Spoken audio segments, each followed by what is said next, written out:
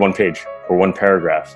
That activation energy, again, is so low that I pick it up, I read that one page, and then I'm at the end of the page, I'm like, you know what, I'm just going to keep reading. You can't be too hard on yourself in those kind of situations either. And I think the reason people aren't consistent is because they're too hard on themselves. So if I learn something new, I'll try to apply it right away. Like, don't be too hard on yourself. The input matters more than the outcome. And if it takes less than 5 minutes, just do it.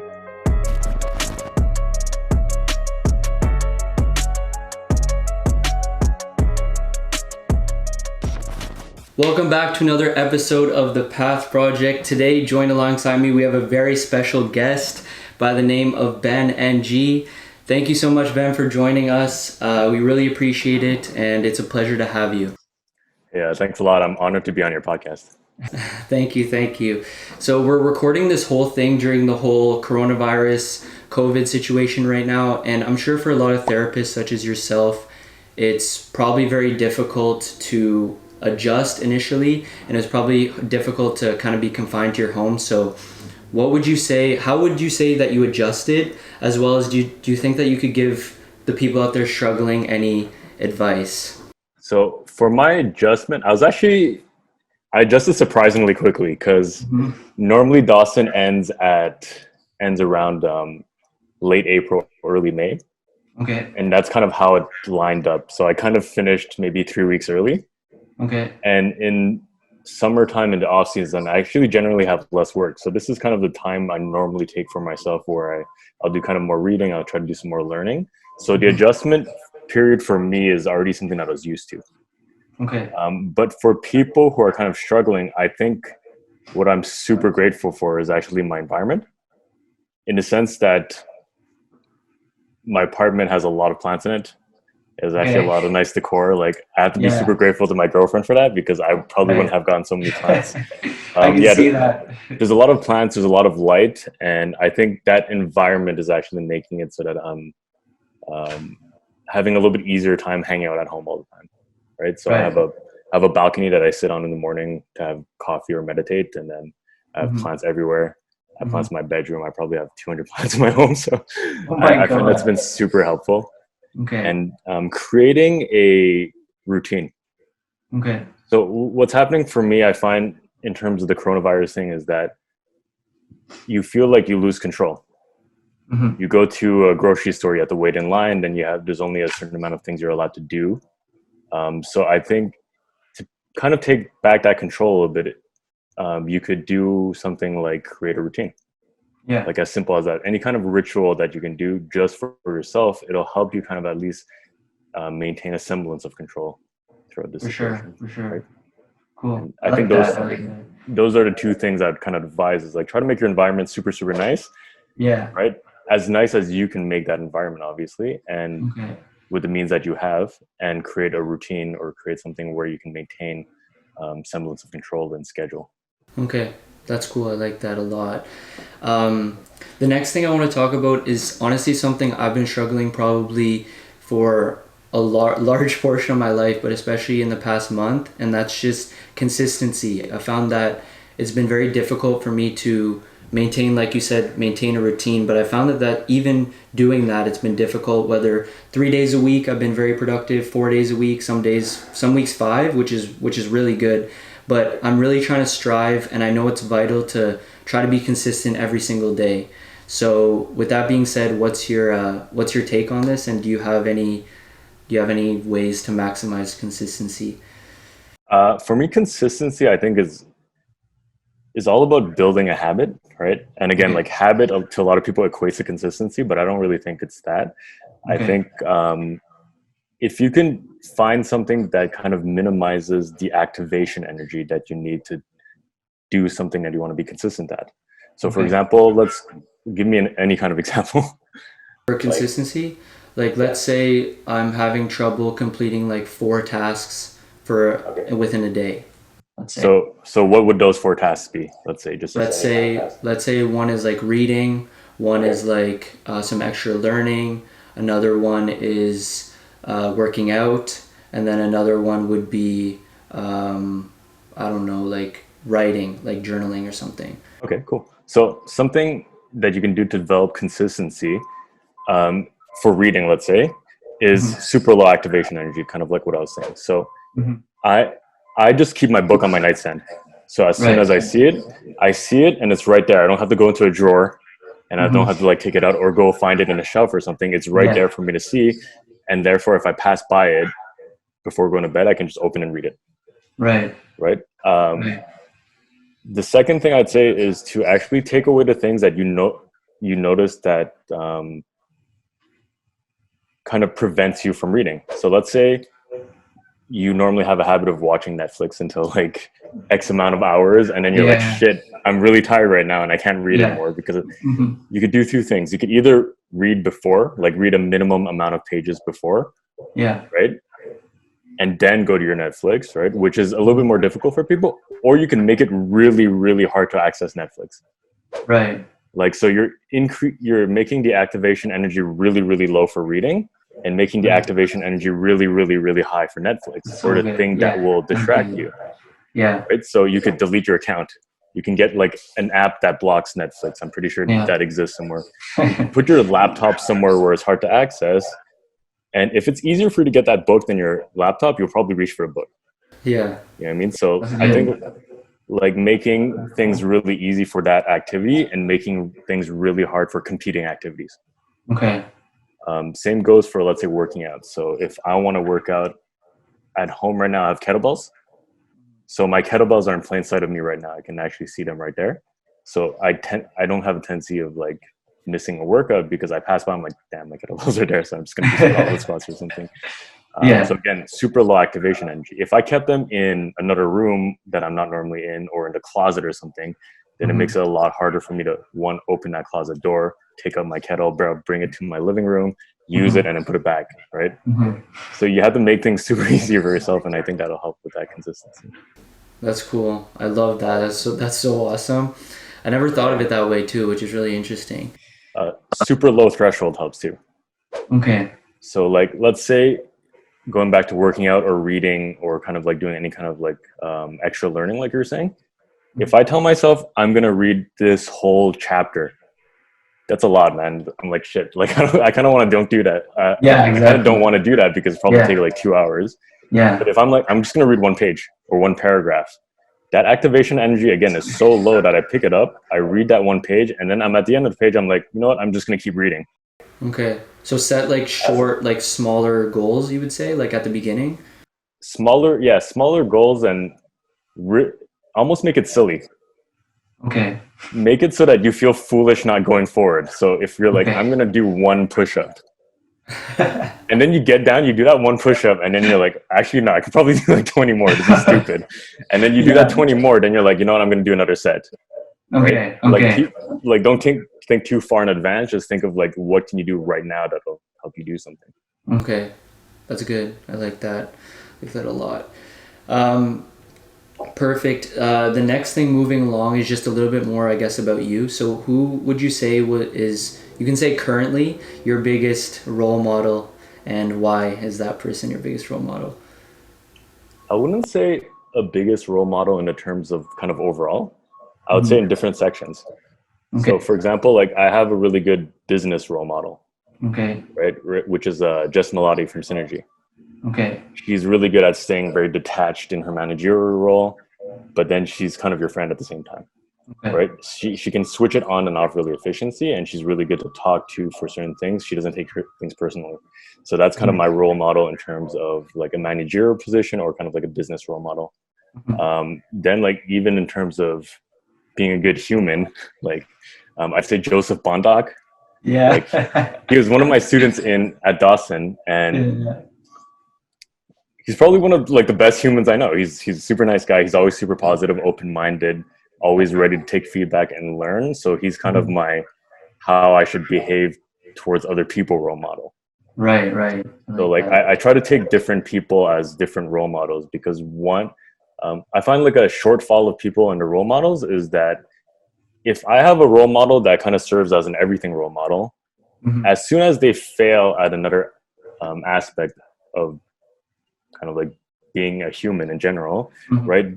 Then you start questioning yourself. You're like, oh man, like, why did I pick this person? Or why did this happen to me? Or like, can I still listen to them for these things? And of course, Yeah. of course you can, because they're human, right? Yeah. They can't be good at everything. And if you define them as a role model for everything, then as soon as there's any kind of like pitfall that you notice, you're like, oh man, like everything I've learned from this person is questioned now. But Yeah, you exactly. can't do that, right? Like, actually in Buddhism, they say kill the masters, Yeah. which means if you kind of have someone that you are very reverent to, right? Like someone from, I don't know, like if you're very reverent to like a professor or like an internship supervisor, you might see them in a different light, in a different context, and then again, question everything, right? Right, exactly. It might just really suck for you. So you have to like clearly define what kind of role model that person is. Okay. That's cool. I like that. The next thing is just to talk a little bit about your weaknesses and strengths. So what would you say one weakness is about you, and what are you doing right now to kind of refine that or make it better, as well as one strength, and what are you doing to try to make that even better? In terms of weakness, I feel like I'm pretty bad at people. I'm really introverted. Okay. I'm like, take the most introverted person you know and probably make them more introverted, and that's probably me. Okay. So as a result, I feel like I get fatigued a lot easier with people, and sometimes don't really feel like answering somebody. Mm-hmm. If somebody sends me an email or if somebody sends me kind of a request to do something, I just don't feel like answering. I'm like, damn, like I'm already done this day. I don't want to have to do things when I'm at home, right? Yeah. So to kind of work on that weakness, one, I've been trying to put myself in uncomfortable situations. Okay. So for example, this podcast, right? I'm not that comfortable in kind of an interview setting like this. So Yeah. I feel like, you know what, I'm going to do it. It's virtual.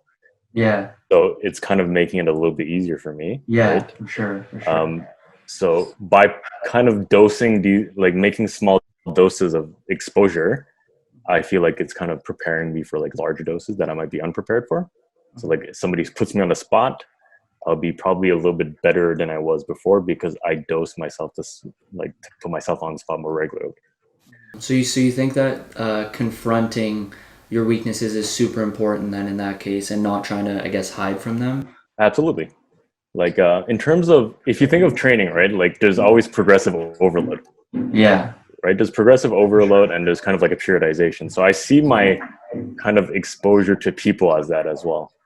So like a progressive overload for me could be giving a speech. That's way too much, man. Like I can't go in front of a huge crowd of people and give a huge speech to like 400 people, which happened last year and it was horrible. It was my nightmare. Right? But I might be able to address 2-3 people at once, or maybe give an in-service at Dawson, right? Like those things are smaller doses, and I can progressively overload them by seeing more and more people, or maybe finding more and more people who are like, let's say, strangers. So for example, I'm fairly comfortable with my interns because one, I have a position of power, and two, they're familiar with me. I know all my interns, they know me. So it's a little bit easier to give a in-service. So sometimes I actually go up to random strangers and I'll just talk to them.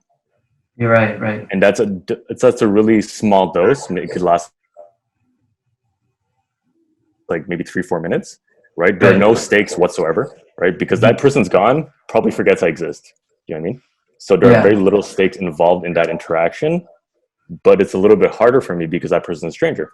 Right. So that's how I've been trying to work at improving my capacity with other people, is kind of like progressive overload, or like small doses at a time that make me really uncomfortable. That's awesome. I love that. And for your strengths, or one of your strengths?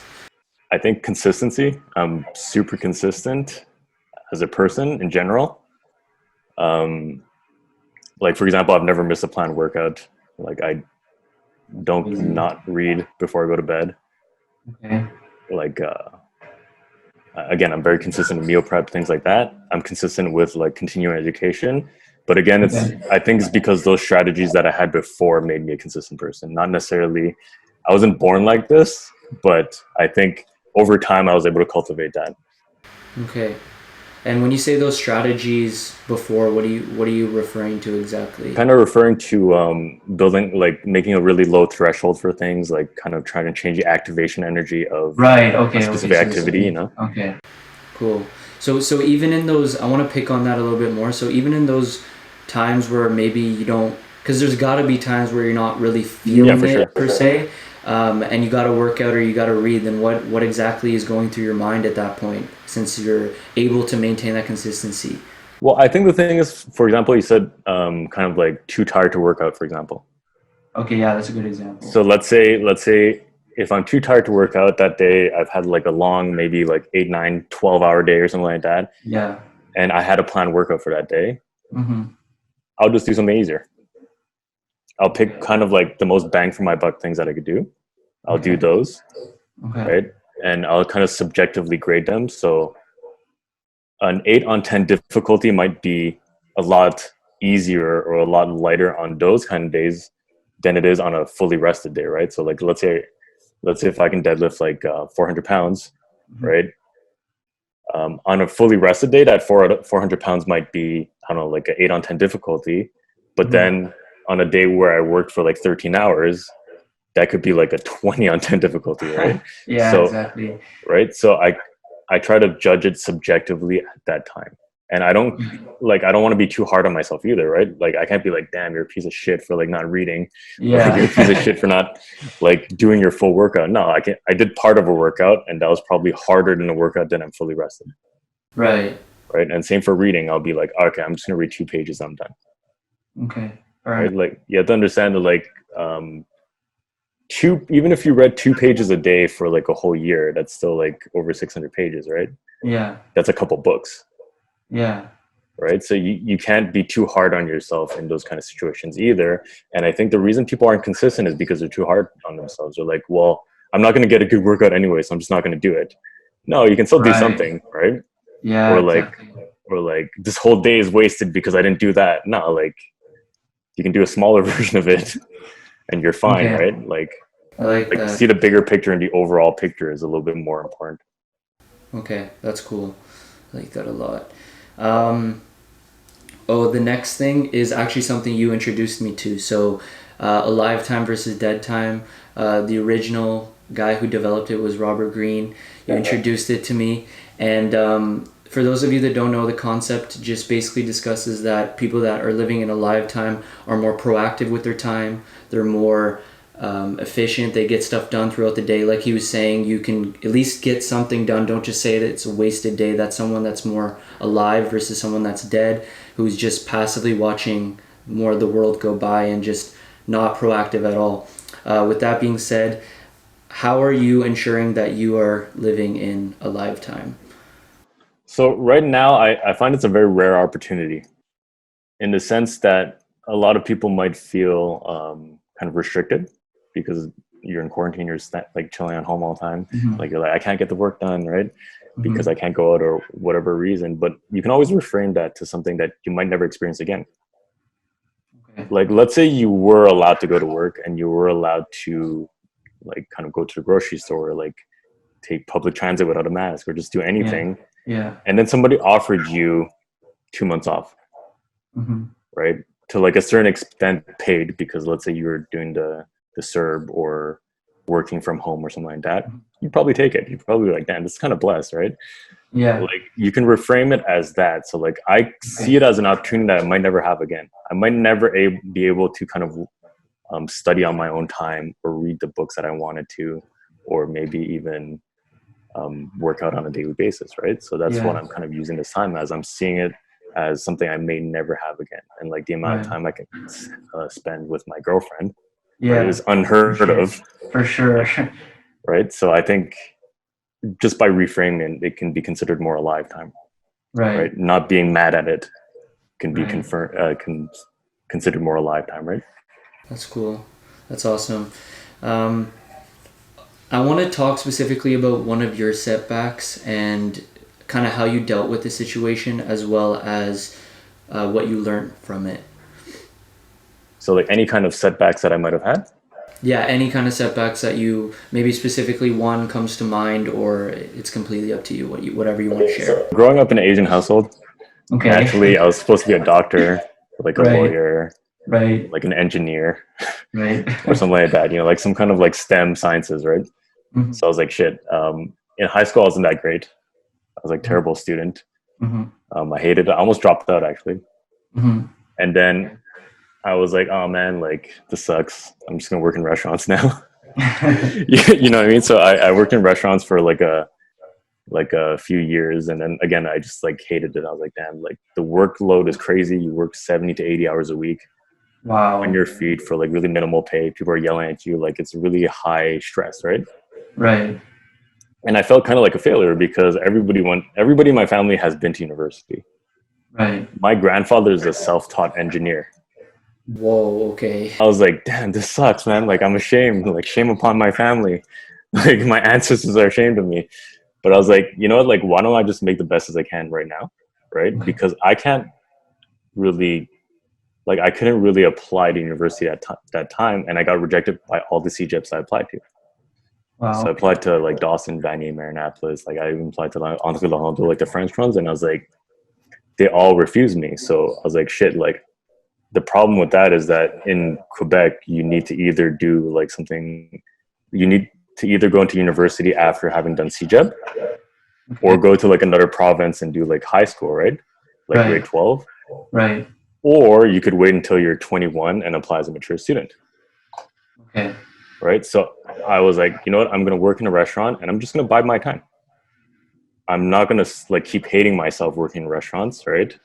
Right. I'm just going to try to enjoy the time I have. Like this is a different experience, right?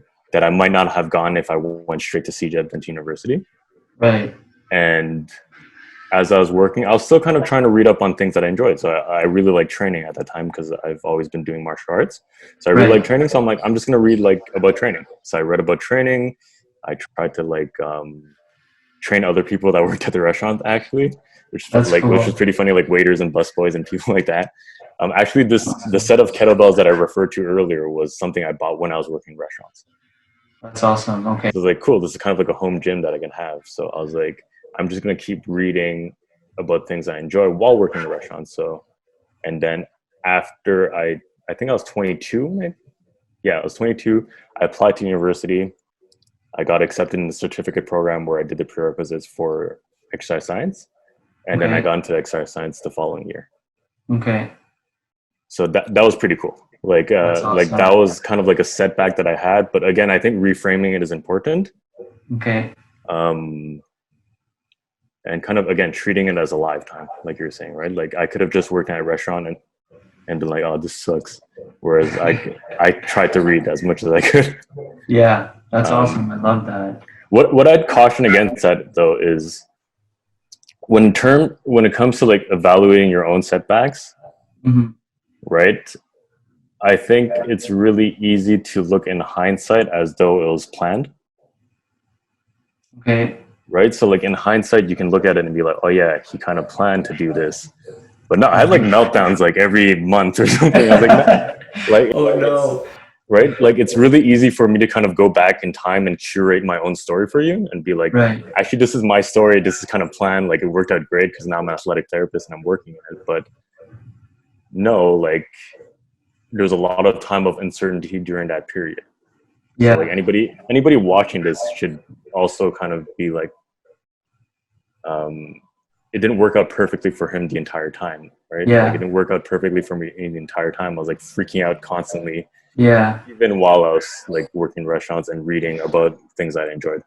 Yeah, and I think to add to your point, I think it is easy if, let's say, you have a story where, like particularly in your case, where maybe everything didn't go well at the beginning, and then it turns out to be pretty good, like after some time, and it's easy to just put, I guess, these little things like, oh, I came, like everything was good. I came from Yeah, nothing, exactly. and like all this story behind it. It's really easy to curate your own story. It's kind of like Exactly.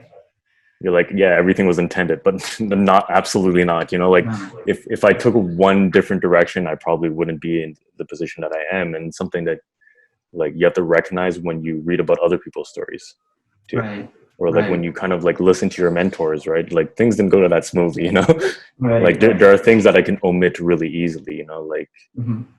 from that story. Awesome. That's awesome. So then the next thing is just going back to growing up. You did touch on that a little bit, but going back to growing up, would you say that there was I know you kind of discussed briefly about like you felt like a bit of a failure before, but would you say that would you say that moment in particular or another moment was one that defined you? Or would you say that you've kind of had steady growth throughout your entire life? I don't really think there's any particular one moment that would define me as a human. I think again it's like a collection of moments that I reacted to in a specific way that made me the person I am today, right? Right. So yeah, I don't think there's any like one absolute moment where somebody was like, "You'll never do it," and I was like, "No, I will." You know, it's like again, I don't think it works that way that well, Right. and it's Good. more Good. I like like that answer. like always a collection or a series of events that that helped me. I would actually say maybe one of my martial arts teachers was really heavily into biomechanics and things like that, and I think that's what Okay. piqued my interest for athletic therapy. Okay. So that could have been a defining moment for me to find like that specific path, like going to exercise science. Okay, Right. that's cool. Like that. Just as you mentioned, I want to get a little bit more into the AT specific. What would you say is the most important ingredient to being a successful athletic therapist, and how would your answer change for someone that is outside of athletic therapy, someone that's just trying to achieve success in generally in life? Well, I think it depends how you want to define success, though, Okay. because Perfect. to some people, success would be, yeah, I have my own clinic and I have 1 million followers on Instagram, and people are like really looking towards me to find like, I don't know, like my online resources and things like that. Or to some other people, it could be I'm just working, right? Right. Like Right. I think you have to find your own definition of success and then Okay. work backwards from that. Okay. And that definition of success might change. Right. Like it might change after 2 years of working, then it might change after 5 years of working. And I think just constantly reevaluating your own self and your own goals and your own definition of success could be more valuable than like specific hacks or tricks. You know what I mean? Exactly. I think if you're a little bit more introspective with um, how you want your career to be going as it's going,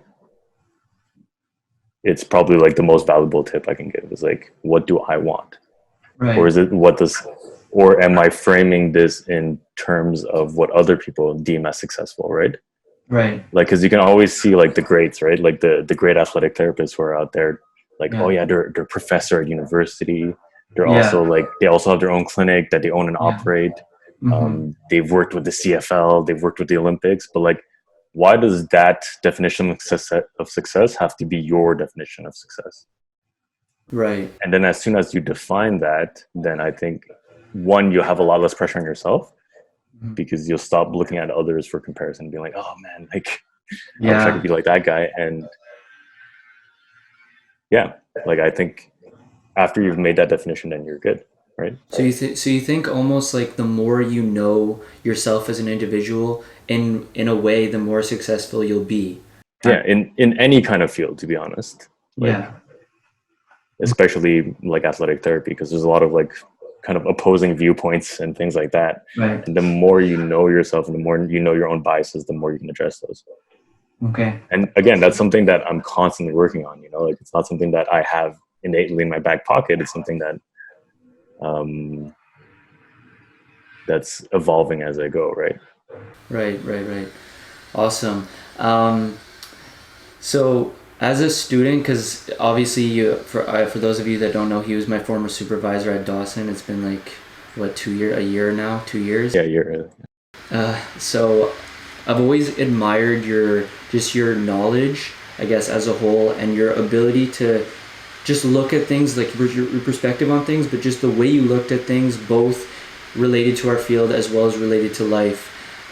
So, do you have any like secrets to how you retain information, or do you have a specific regime or a specific plan that you do when you go about trying to learn new information? So you said retain information, is that correct? Because you kind of cut for Yeah. a second. Yeah, retain. I said retain. So to kind of learn and retain information is a tricky one because I think it depends on the person, on the individual themselves. But for me, at least, it just constantly trying to apply it.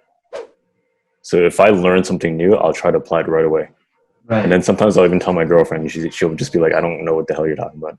And then I'll be like, cool. Like, I'll try to, you know what I mean? Like, I'll just try to apply it right away, because That's awesome. the more I can apply it, the better, like, the more ingrained into my memory it'll be. And I think. So wait, I want to stop you for a second, because I have a question about that. Yeah. So when you're talking about trying to apply it right away, are you saying that you need to be careful about how much you're learning at one time? Because let's say I'm learning like a certain amount of information, I can't apply all of that at once. But at the same time, I want to keep learning, you know what I mean? So it's like that balance. Okay, so let's go into the context of aesthetic therapy, especially as a university student.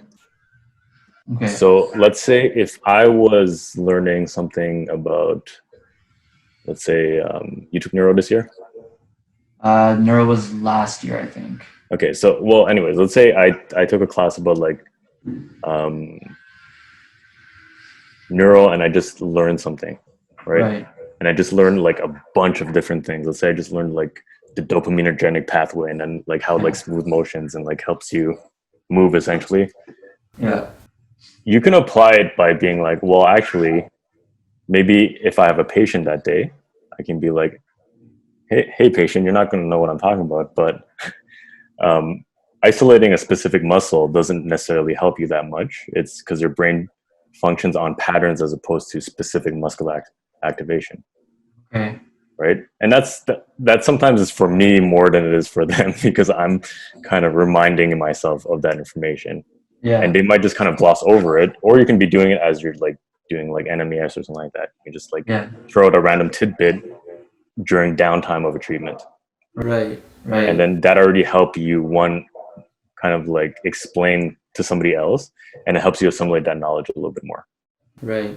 Like something that one can be applied right away in your context. So when you're trying to choose information, which you try to like kind of retain, what kind of information will help the other information that I'm retaining, right? Mm-hmm. So if I really know if I know my anatomy really, really well, then biomechanics just become that much easier, right? But if I learn anatomy and biomechanics, and I'm trying to remember everything, right? I'm trying to remember everything there is about biomechanics, everything there is about anatomy, then I might have a harder time. But if I learn anatomy really, really, really well, then that already helps my biomechanics incidentally, right? Okay, that's awesome. That's cool. I really like that. I don't know if that answers your question or if I was that clear on it. I think it does. Yeah, I think it does. Let me just. Yeah, I think it answers it. We're good. The next thing is about you, the current knowledge that you have right now. What would you tell yourself, at like a younger version of yourself? What specifically would you say, and why? So as a younger person, so like what I would tell a younger version of myself. So let's say I would tell different things to like my high school self, and probably like my university self. So if I were telling something to my high school self, I'd tell myself probably don't take anything too seriously. Because in any kind of moment, in any kind of instance, you feel like something is very, very serious. But then looking back on it, it's probably not as serious as you thought. Yeah. Like it feels worse than it is in the moment. Right. Or like in hindsight. Right. So that's what I would tell myself. Like, don't take anything too seriously, and just work and try to do your job really, really well right now. Right. And something to my kind of university self, I would tell myself maybe don't expect other people to live up to your standards. Okay. Because you're probably also not living up to their standards. Okay. And that's something I'm trying to remind myself as much as I can these days, is that like other people didn't agree to live on your standards. Yeah. So when I was in university, I was like, damn, like this sucks. What does everybody like not like learning things or like not like to do like extracurricular learning? But it's like, because that's not part of their standard. They have different lives. They have different standards that they've set for themselves. And I'm not learning, and I'm not working by their standards. They're probably like, why is this guy like, just like, why is this guy kind of not trying at the course material and trying to learn random things? You know what I mean? Like, why is this guy reading about philosophy? Like, well, fuck that guy. Like, because I'm not living to their standards, and I can't expect them to live to my standards. So that's what I was. Right. So would you say that in that case, it's important to find people that you can connect to and that live similarly, or you just think that it's important to understand that idea? I'm not sure who said this, but somebody said you're the amalgamation of the 5 people you're closest to. Okay. Right? In the sense that, like, whether you're successful in a specific task or like a specific kind of profession also depends on how the people who surround you push you and things like that, right? Mm-hmm. Actually, sorry, what was the question? I lost myself. No, you already answered the question. The question was about one thing you'd tell a younger version of yourself. You already answered it. What was the follow-up? Sorry. The follow-up was just why, and then after that, I don't remember. I think you answered it. We needed like a stenographer or something else. Honestly. Yeah, but I think like if it comes to the people who you're surrounding yourself with, like you have to pick and choose kind of wisely, especially in a profession. Okay. Like you need somebody who can also actively challenge what your thinking process is, because if people are too similar to you, I feel like you don't really improve. Okay. People like who always agree with you, like never, right. You'll never improve as a person if nobody challenges you. Right. And yeah, like do you know who Frank Shamrock is? He's an MMA fighter. No, I don't. He has a system called plus, minus, and equal. Okay. So his plus means like you need some like a teacher or a mentor or something like that to help teach you things. Yeah. Your minus is somebody who you can help teach and help advance their skills. And your equal can be somebody who like challenges you and who works at your level. Do you know what I mean? I think there's a very similar principle. Sorry to interrupt. I think there's a very similar principle. It's like, I think it's called like 33 principle. Like 33% of your time is spent with people that are gonna, like you said, the plus, and then 33% the minus, and 33% equal. Yeah, exactly. Yeah, perfect. Oh yeah, the next thing is about just how I want to know how you cope with feeling overwhelmed and feeling stressed. So feeling overwhelmed or feeling stressed. Let's see. So like if I generally try to step back and detach a little bit from the situation. Okay. So like normally what I'll do first is I'll try to like not do that activity anymore if I'm stressed about it, because it's not helping. Like if I'm super stressed about, I don't know, like planning work things that are coming up, because for example, like we're trying to plan things coming out of quarantine, right? If I'm super stressed about planning those kind of things, I'm probably not going to do a really good job planning it. Right. Do you know what I mean? So I'll try to kind of step back from the situation, do something else for a bit, and maybe come back with a fresh perspective. Okay. And kind of going back to what we were talking about before, I'll try to kind of reframe the situation. So I'll be like, how does this like negativity actually benefit me? Right? Because negativity is essentially what benefits you, right? Like it helps you kind of find solutions around it, and then it gives you experience to deal with it again in a future date. So I always ask myself, like, what am I currently benefiting from this stress, or like from this situation that I perceive to be stressful? Because it's not necessarily an actual stressor unless somebody's like shitting on you and like trying to beat you up or something. I think it's more like your perception of the situation. So how can I change how I perceive it? Okay. Right. So like go ahead. Like a good, like right now in our current situation, right? Like you can perceive it as something really negative, as being confined. You can perceive it as being like, oh, I'm trapped and I can't do anything and I can't work. But you can also perceive it as an opportunity to be able to do something that's not work, right? How many times at work do you feel like, oh man, I'm so overwhelmed because I have to work so much. I wish I could have a break, but now we have a break. Yeah. So like that's how I'm just trying to change my perception around them, and like understanding that like the stress response is something that's going to be transient, right? Like I'm probably not going to be feeling stressed about this 2 weeks from now or something, you know, or like 2 hours from now. That's good. That's good advice. I like that a lot.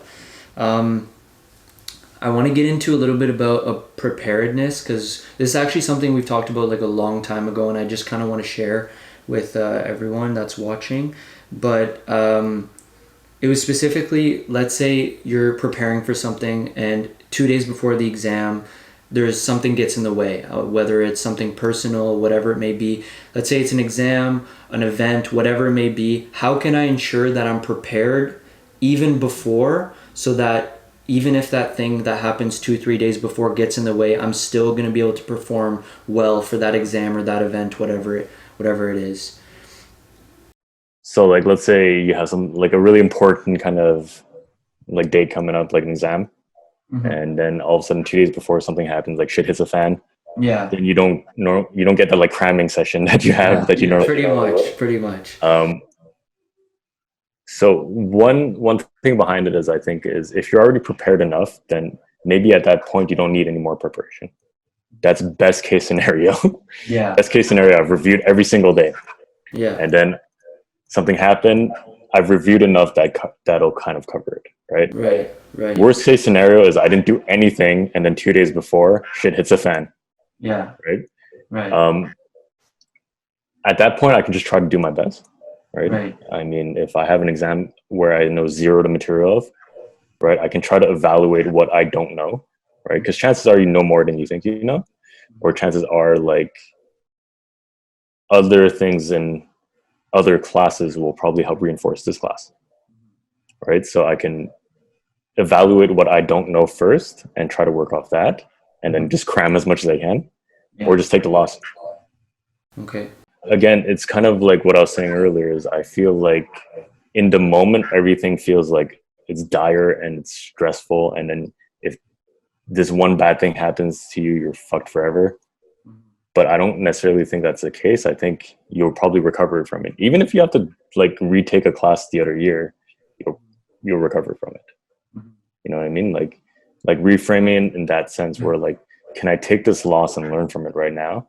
And next time, maybe I probably would have done the best case scenario. Yeah. Okay. You know what I mean? That's good. That's awesome. Like failure isn't as bad as we perceive it to be, right? Like if you fail once, you're probably gonna fail a million times again, and then just in the moment it feels really shitty. But then if you kind of let go of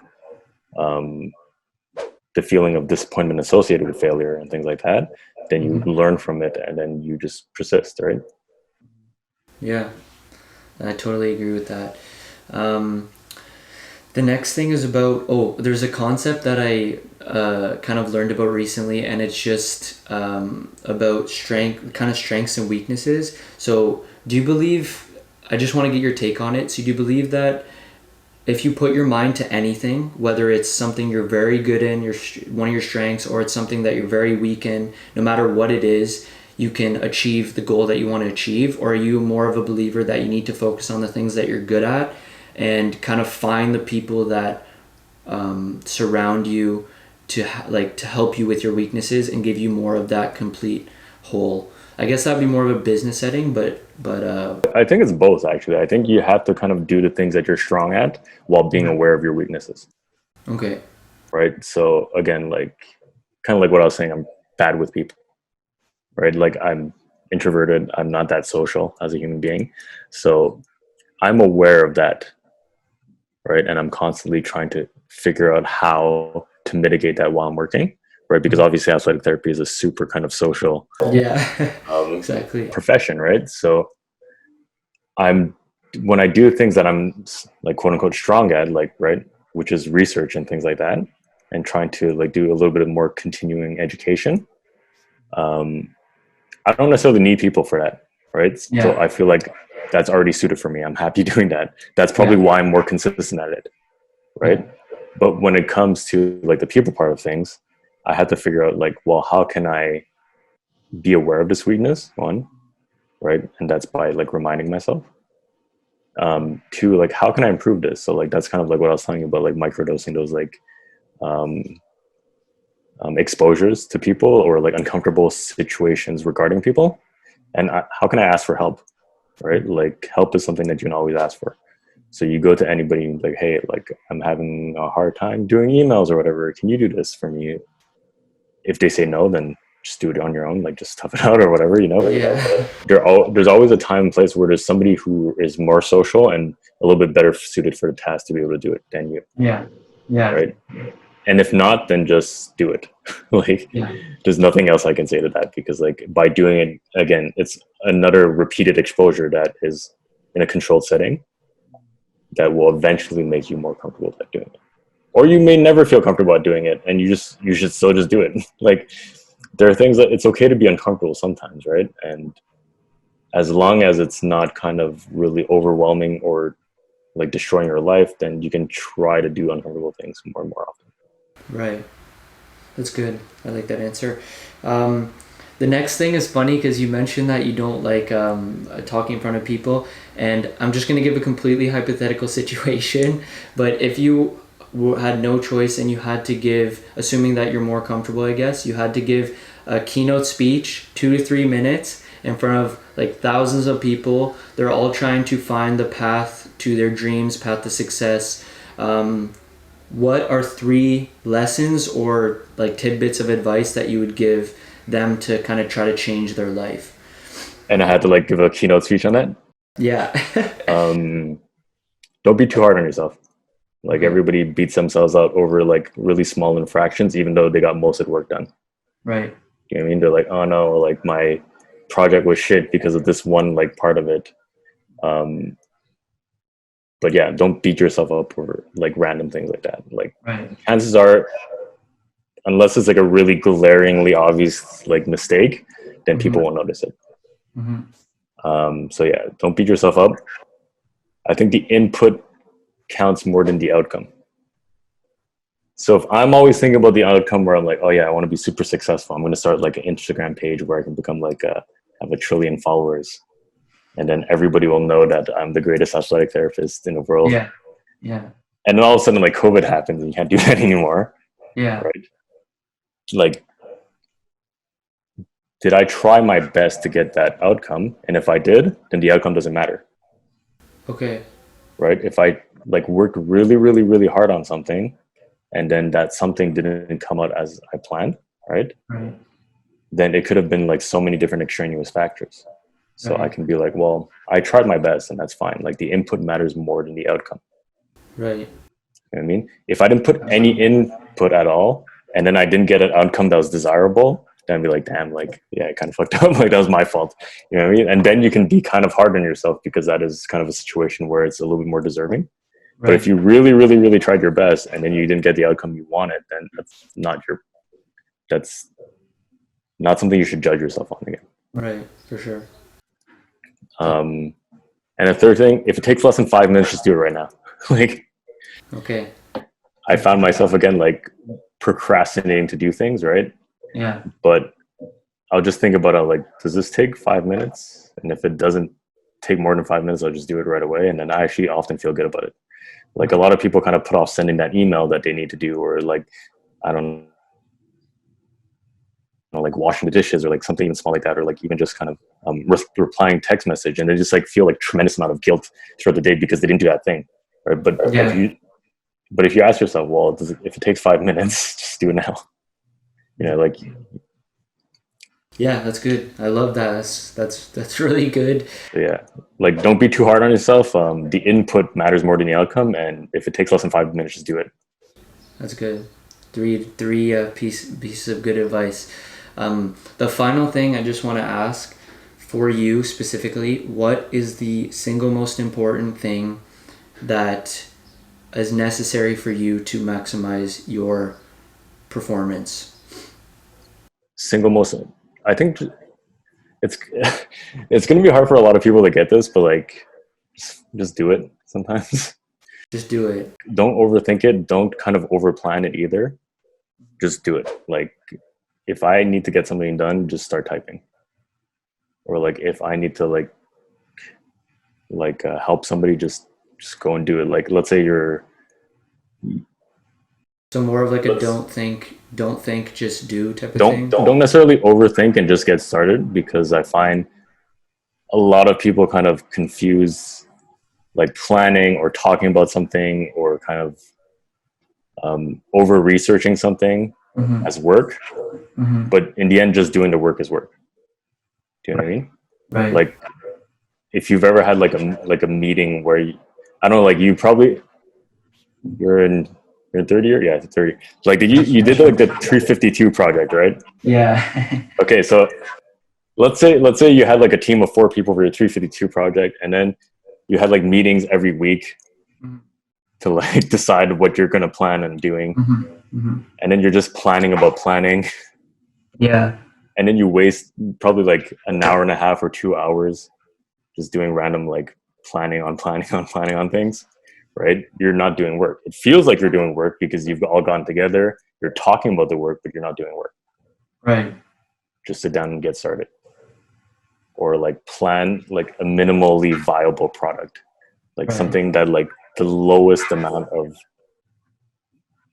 thing that can work, right? Right. Like don't try to perfect it and don't try to overplan it, just do it. Right. It's funny because you mentioned that, because that actually happened to my group.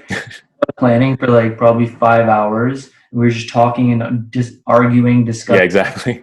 And it's just looking back on it, you're right. Like it just wasted so much unnecessary time when we could have just put actual effort into the project.